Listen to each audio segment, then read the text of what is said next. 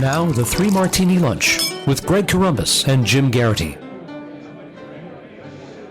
And welcome, everyone, to the Friday edition of the Three Martini Lunch, along with Jim Garrity of National Review. I'm Greg Columbus of Radio America. We have good, and good martinis for conservatives today. And we also want to let you know we're sponsored today by Patriot Mobile, the conservative choice for mobile phone service. Join the conversation. Jim, we did not have to stretch here. This is not just because we're heading into Christmas weekend. We want everybody to be happy and cheery and merry, which we do. But we actually have legitimate good news on a number of fronts here. So let's start with a triple-headed first good martini. It's not often we get good news at all on terrorism. It's very rare that we get three good pieces of news on the same day. So let's start in Italy. This is the New York Times. Anas Amri, the chief suspect in the deadly terrorist attack on a Christmas market in Berlin this week, was killed by the police in a shootout outside Milan around 3 a.m. Friday, ending a brief but intense manhunt across Europe. Stopped in the suburb of Sesto San Giovanni, north of central Milan, Mr. Amri was asked to show identification papers. He pulled out a pistol and shot the officer who asked for the papers. A second officer then opened fire, killing Mr. Amri. The person who attacked our police officers was killed. Interior Minister Marco Minniti said at a news conference, there is absolutely no doubt that the person who was killed was Anas Amri, the suspect in the terrorist attack in Berlin. As if that wasn't good enough, let's go down to Sydney. A terrorist plot to attack the Australian city of Melbourne with explosives, knives, and guns, possibly on Christmas Day, is believed to have been headed off with the arrest of 5 people, according to Prime Minister Malcolm Turnbull. Mr. Turnbull told reporters in Sydney the group was self-radicalized and inspired by the Islamic State. 5 men, ages 21 to 26, were to be formally charged later Friday. Another man and a woman were also taken into custody, but later released. According to the police, the plotters had scouted Federation Square, a popular shopping and entertainment district, as well as the Flinders Street train station, Melbourne's busiest, and St. Paul's Cathedral, an Anglican church. All 3 locations are close to one another in the center of the city. Finally, let's go to Malta. 2 hijackers who diverted a Libyan plane to Malta and threatened to blow up the aircraft have surrendered themselves to authorities after releasing everyone on board and leaving the plane. The Maltese Prime Minister said the hijackers had been in custody, bringing the dramatic incident to an end. So, Jim, obviously the troubling news is that there's a lot of Islamist terrorist intent and activity around this very special time of the year, but the good news is that the good guys won today 3 different times. Yeah, anytime we can have that is a terrific day, Greg. I should point out, we've given, to take them in sequential order, we gave the German police a lot of grief and the German government a lot of deserved grief about the inability to keep tabs on this guy when the evidence started piling up that he was a threat. We should give credit to the Italian police and other authorities that managed to act quickly when he was found. The problem is that this kind of indicates how law enforcement is an inherently reactive institution. Its job is not to prevent crimes. Its job is to investigate and arrest and detain people once they've committed crimes. And considering the stakes of terrorism, we want to stop the terrorists before they blow somebody up. It's great that we can catch them once they do blow somebody up, but we want to stop the bomb, or in this case, the truck, from killing people beforehand. But once again, kudos to the Italian police. Australia is more an example of what we want to see from this, and we get less news and pay a little less attention down there. But they are as threatened by Islamist terrorists as we are, and they've faced the same challenges and seem to have fewer of them slipping through their fingers in a circumstance like this. And then finally, the Malta hijacking. When I woke up and read this, Greg, did it feel kind of like we were like in a 70s flashback? Yes. I mean, like, hijackings were very, very popular in that era. All kinds of radical groups, less Islamist, more nationalist, Palestinians. The Croatians got in on the act. It was all kind. You viewed as Puerto Ricans. If you were a small minority group with a grievance, you got into the airline hijacking business, which had led to some of the security protocols that have become depressingly normal today. Thank goodness all the hostages are released. Glad that the hijackers surrendered.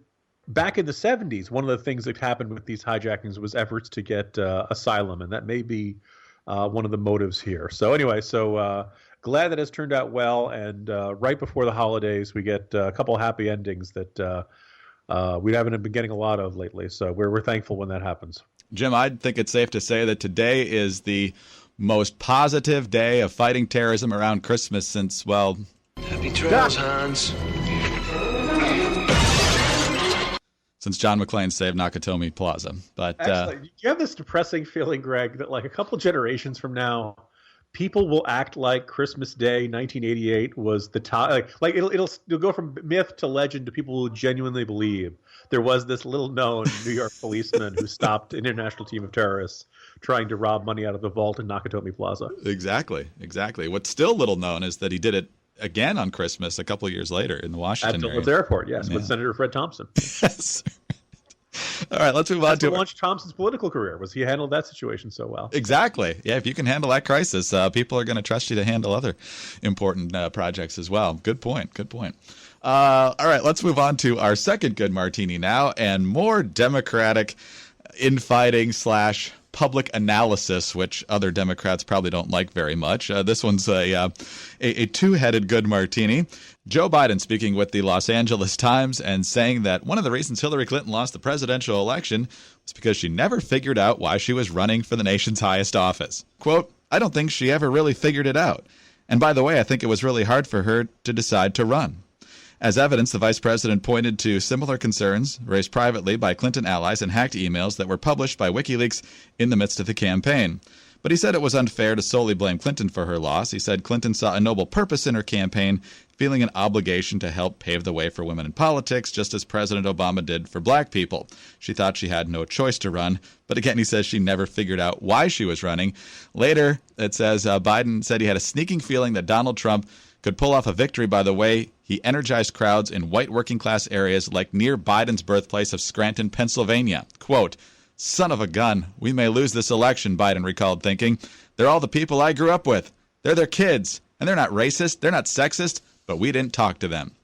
So, while he wasn't happy with how the campaign was run, outgoing Senate Minority Leader Harry Reid, our favorite person, of course, not very happy with the Democratic National Committee in many different ways. Here's what he had to say to Nevada Public Radio.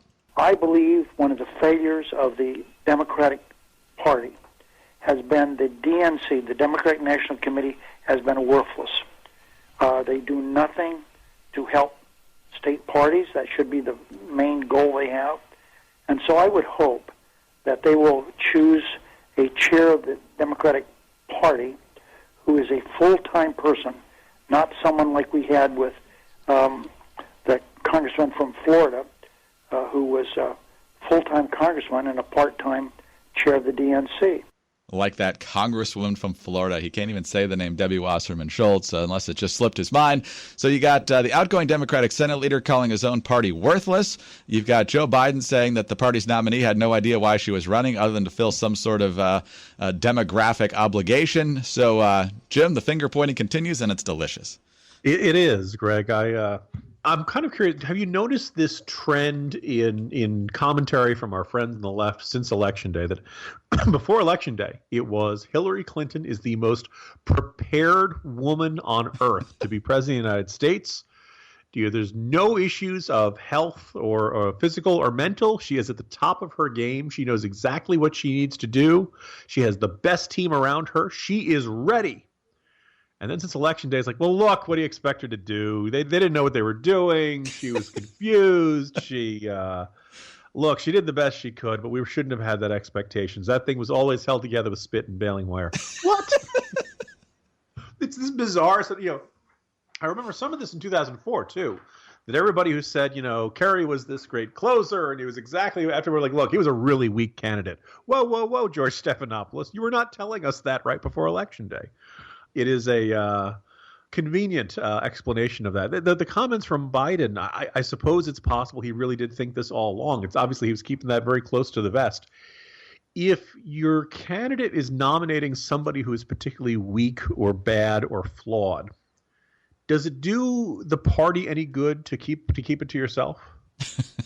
Right? I mean, keep your cards close to the vest and not say like do you do it's a little bit of the emperor's new clothes, right? If you nominate a really flawed candidate, do you serve yourself or the party or the causes you believe in by being quiet?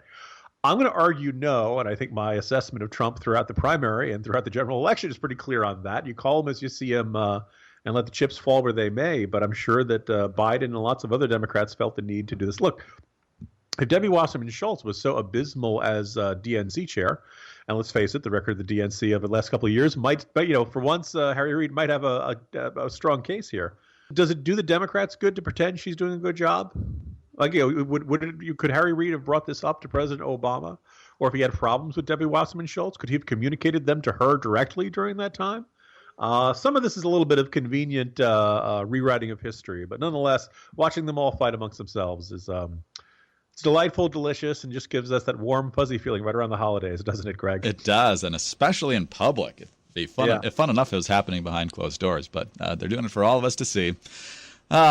Jim, but that doesn't mean that the Democrats are going away. It doesn't mean that the liberal causes aren't going away. Of course, you've already got people sniping at Trump for everything he does, regardless of what he does. So the question is whether your money's going to fund all these people who want to keep the Democrats afloat and have them have better opportunities to win in 2018 and beyond. So is your phone bill helping to pay for that? And would you switch phone companies if you knew your current carrier was using your money to fund radical liberal causes, restrict your Second Amendment rights, or even promoting Planned Parenthood and their abortion business? What if there was a liberal phone company targeting conservative candidates and organizations?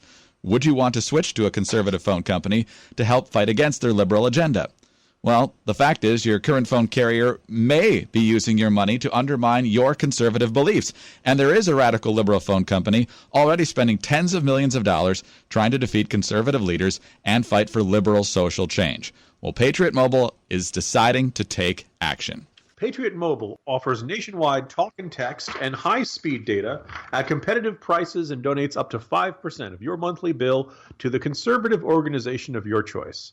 You get the same quality service, the latest and greatest devices like the Apple 6 and Galaxy S7, competitive prices, and of course the center-right causes that you believe in. Finally, a mobile phone company that believes what you believe. Patriot Mobile is America's only conservative phone company and was created to fight for conservative causes and defend conservative candidates. Stand with Patriot Mobile and give voice to your conservative values with every call, text, and status update. Call 1-800-A-PATRIOT right now or go to patriotmobile.com/ricochet to sign up. That's 1-800-A-PATRIOT or patriotmobile.com/ricochet. Patriot Mobile, the conservative choice for mobile phone service. Join the conversation.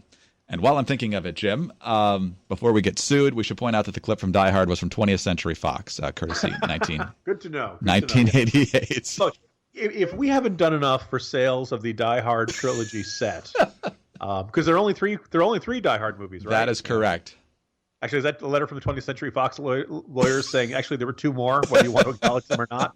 Right. They throw those on the DV box set, but hopefully for free. You pay more for the set of three.